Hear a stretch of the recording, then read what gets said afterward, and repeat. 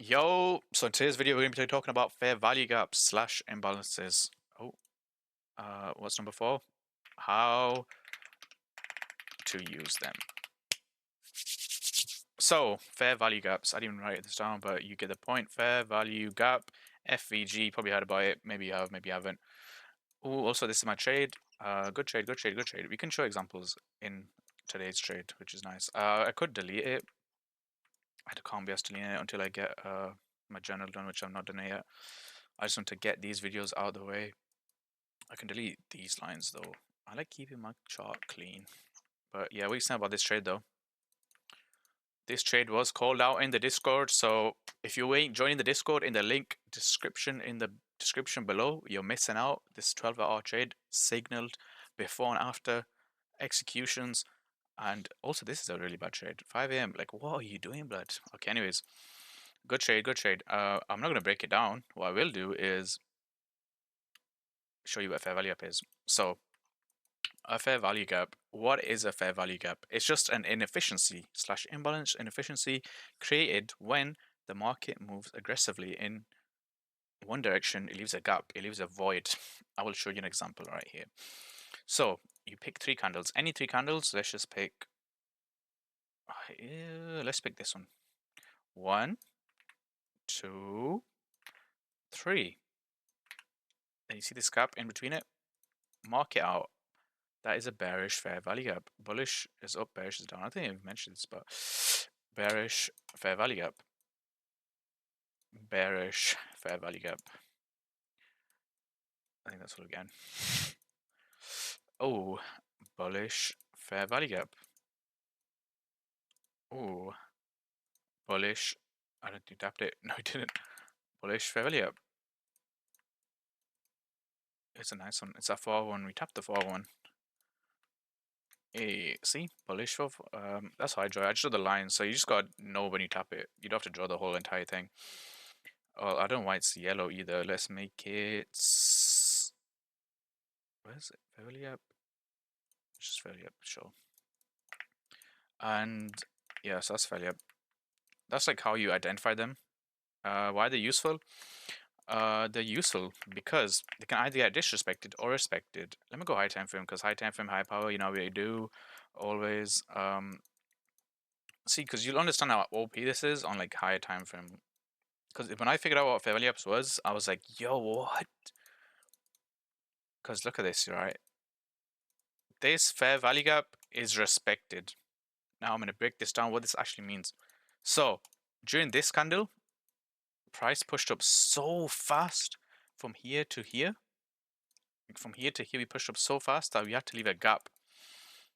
And this gap, institutions had orders here, or like sell orders that didn't get picked up because the buyers were taking control. And then the price comes back down, fills in them sell orders, and then what happens? Buyers take over again. And we respect this inefficiency here. And the reason it's respected is because we didn't close below a bullish fair value gap. If this bullish value gap gets closed beneath, it gets disrespected. I will show you an example here of a bullish one getting disrespected, and that would be right about here. So here it's actually getting respected. Here it got disrespected once this candle closed beneath it. And then you would just disregard it. Or you would use as inverse, but I'll get into that later. So yeah, that's a bullish example. Another bullish example here. So yeah, literally, this is all gonna do, mate. I'm choking.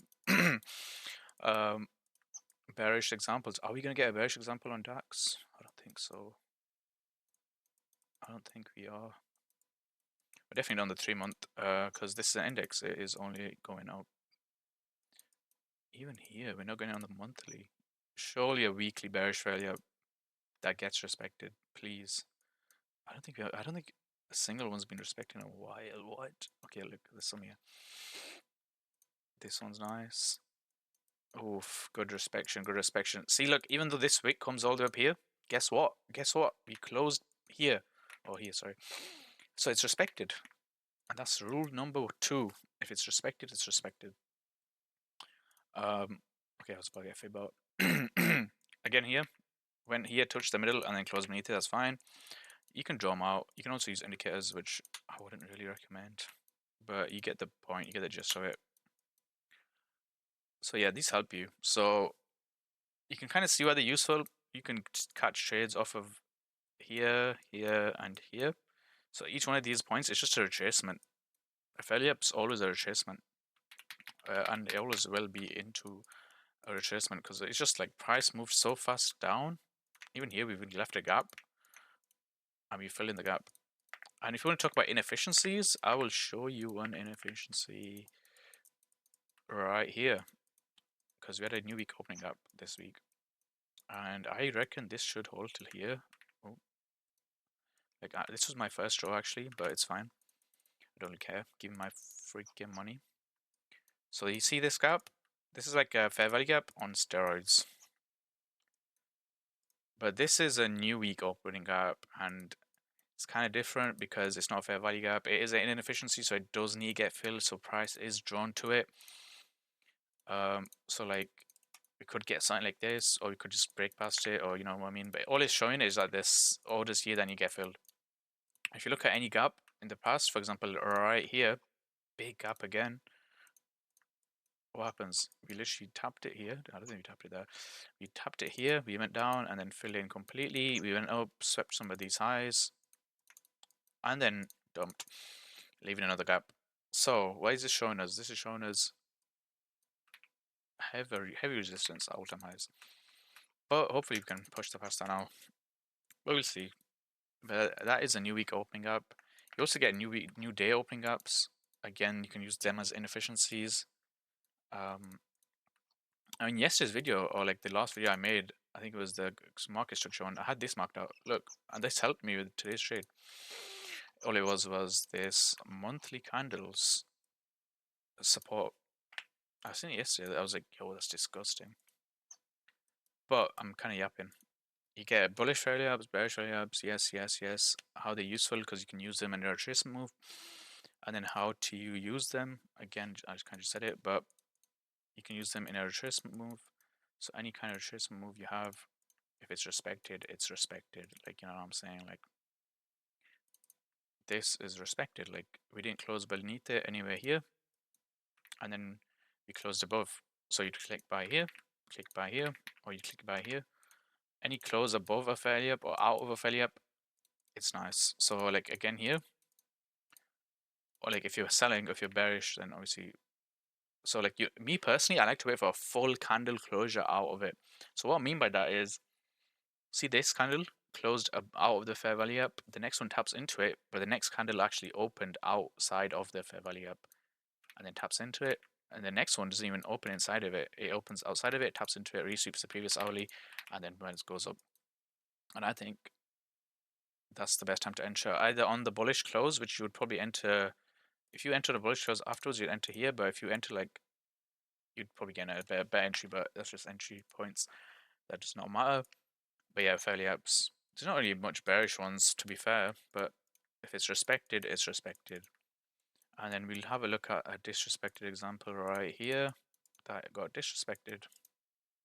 And then we're going to talk about inverses, because inverse is actually my favorite. Because the thing with fair value gaps, it's just a glitch. It doesn't actually tell you, like it doesn't have to get respected. This is the thing. Market's not moving because market's not getting pushed up because of this fair value gap here in the market. This fair value gap here in the market is just here because of what market's doing. Do you understand? So the price is not getting moved by this fair value gap. Price is the fair value gap. But I think I think you catch my drift. But this is good reactions off of these other blocks. Oh, and what else? What else do we have? We have a 15-minute. I think we had a 15-minute inverse, but we didn't respect it, did we? We did. We came very close to my break even. And then this 15-minute inverse, 8:30 low of the day. Boom. We've left this fair value gap. It could be a breakaway gap. And then we've also just left a bunch of these. This one got touched perfectly in the middle, and then we've also got. Oh, I want to see if this is EQ. I want to see. Yes, of course it is. So yeah, it makes sense. I see this going to this high. I don't see 9-10 holding this high today, but I have no clue. I don't really care, to be honest. So yeah, let's talk about inverses. So we know what fair value gaps are now. Where is my? Bring it over here. Kind of yapping. So you know what fair layups are. You know how to find them. You know how to use them. If it's respected, it's respected. Now we're going to go about inverse fair value gaps. You're probably thinking, what is an inverse fair value gap? It is a fair value gap that gets inversed and then opposites. Like yeah. I want to show you a nice example. Let's find a nice example. But you will just see regular fair value gaps, like on the daily, for example, that are just disgusting. Let me show you this one. It's a fair gap, right? Respected, respected, respected. Disgusting Jewish sweep. Disgusting Jewish sweep. Close up here. Respected accumulation. Disrespected here. And now it's been inversed.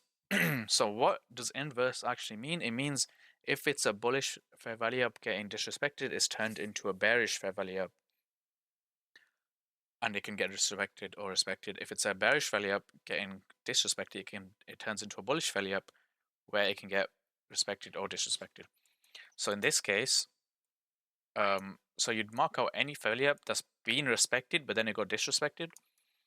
I think bearish would be the best choice. Well, let's just go for. Ooh, I want to find a nice one because I know these.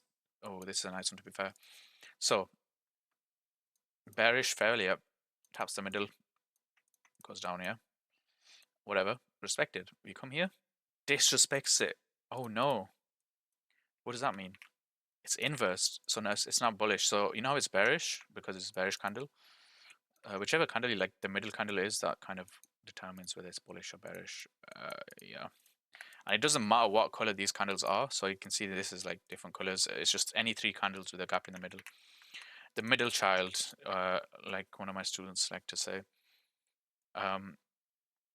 But it's just repetitions. You get used to it eventually. Gets disrespected on this candle specifically. Then what happens is it gets inversed. Oh, look, you just want to draw like another box, so it's like not that confusing. And I'll make it a different color. Let's make it purple as well. Nice. Okay. See. So this bearish fair value. Why have I made it opposite colors? Okay, let's switch them around. There you go. That's better. So you see this 4-hour bearish fair value up here to here gets disrespected right here. Then it gets inversed. So now we're buying off it. Respected, respected, respected, respected, respected, respected. Low key, low genuinely disrespects it here. But again, that's fine because you could have used this 4-hour inverse to catch this trade, which is at London session. Probably a nice trade in December. Probably was because it pushed quite high. So that's nice. So yes, inverses. I'll go over a bullish inverse and then I'll just call it. I'll just show you this one. Why not? So we have a fairly up, respected, disrespects on this black candle, inversed, and it's inversed nicely. I like to draw the edges of fairly ups because you only care about the edges, to be honest. And edges in the middle, but I don't like having a big box on my screen. So you get the point. But this fair value up here, it got respected, it got inversed, so it was a bullish fairly up, it got disrespected, now it got inversed, now it's bearish fairly up, and it got respected, and it went down. And then we got followed by regular bearish fair value ups. And obviously, the reason inverses are good is because you see them in reversals. Like this is a pretty good example. And they also just have a higher chance of working. I feel like this one's disgusting. Look at this, 3 p.m. as well, disgusting timing. But yeah, this is another inverse for bearish, respected, respected, respected, disrespected. Now it's bullish, so that's fair value ups. It's not really like it's one of my favorite conferences, but it's not nearly as good as like order blocks, or should I say? And we will be talking about them in the next episode. But yeah, you should know what a fair value gap is and an inverse fair value gap. And we'll talk about order blocks in the next one. This one's a bit long. My bad.